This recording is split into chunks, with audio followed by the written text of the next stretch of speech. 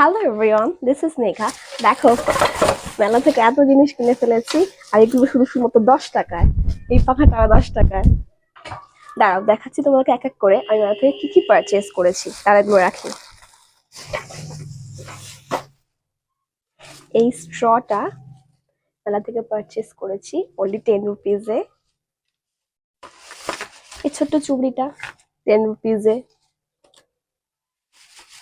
এই বেলচাগুলো ঘর পরিষ্কারে প্রচন্ড ভালো কাজ করে, এটা আমি 10 টাকায় পেয়েছি। এটা ভালো হাওয়া খাওয়া যাচ্ছে। আর আফটার অল, আমার হাজবেন্ডের জন্য একটা মাথার চিরুনি কিনেছি 10 টাকায়।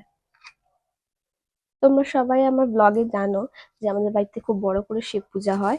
তো মেলায় গেছি, আমার জন্য কিনেছি, বরের জন্য কিনেছি। আর ঠাকুরের জন্য কিছু কিনবো না, দ্যাটস নট পসিবল। তো ঠাকুরের জন্য এই বেলুন চাকটা কিনেছি, যেহেতু পূজার সময় আমাদের লুচি ভোগ হয়, সেই কারণে এইটা কেনা। আর এটা হচ্ছে একটা চিমটা রুটির জন্য, যে বেশি কথা মাথায় লাগবে, যে বেশি পিছনে লাগবে, নাকটা এভাবে চিপে দেবো এটা দিয়ে। আর এইটা হচ্ছে 150 টাকার নাইটি।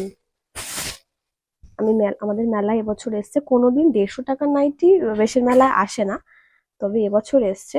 তো আমি মার জন্য, দিদির জন্য, আমার জন্য 3টে কালার নিয়েছি। এটা হচ্ছে অরেঞ্জ, মাই ফেভারিট কালার। তারপরে এই গ্রিনটা নিয়েছি মায়ের জন্য,